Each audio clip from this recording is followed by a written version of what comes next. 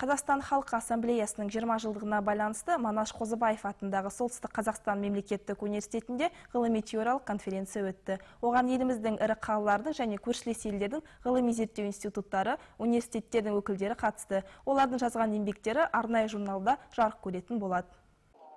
Қазақстан Халқы Ассамблеясы этноконфессияаралық келісімді нығайту мен дамыту институты іспеттес атты ғылыми-теориялық конференцияның қонақтары алдымен этномәдени орталықтардың жұмысы көрсетілген көрмені тамашалады. Сонымен қатар қонақтар Манаш Қозыбаев атындағы Солтүстік Қазақстан мемлекеттік университетінде құрылған Қазақстан Халқы Ассамблеясы кафедрасымен танысты. Ассамблея жұмысына ғылыми бағыт-бағдарлар беру үшін бүгінгі күні халықаралық дәрежеде үлкен конференция ұйымдастырылып жатыр.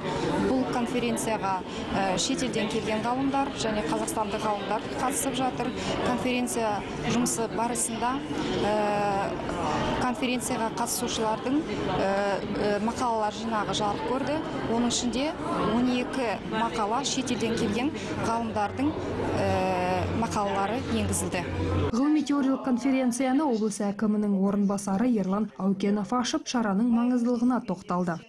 Присутствующих здесь уважаемых казахстанских и зарубежных ученых.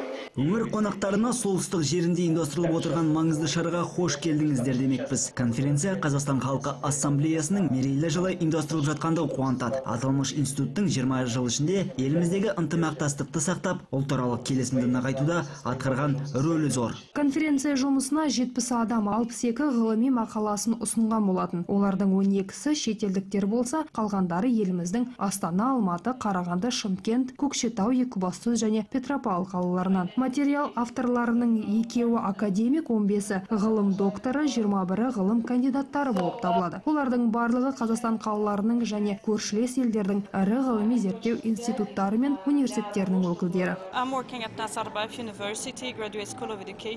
Мен жоғары сынып оқушылары университетке оқуға түскен кезде тап болатын қиыншылықтарды зерттеу жобасымен айналысып жүрмін. Әсіресе өзге ұлт өкілдері мамандыққа ие болу жолында қандай қиыншылықтарға тап болатыны қызықтырады. Өзім Қазақстан сияқты көп ұлтты мемлекеттердің бірі Канада елінің азаматы болғандықтан. Осы орайда ассамблеяның рөлі ерекше екендігін байқадым. Халық бірлігін сақтау үшін басқа елдердің Қазақстаннан үйренері көп. Аталмыш шара ғылыми-теориялық жобаларды тәжірибеге енгізуге бағытталып, қазақстандық қоғамның бірігіп нығаю үрдісін және этноконфессияаралық келісімді дамытуға септеспек. Әсел Оразбаева, Азамат Жантурин, ақпарат.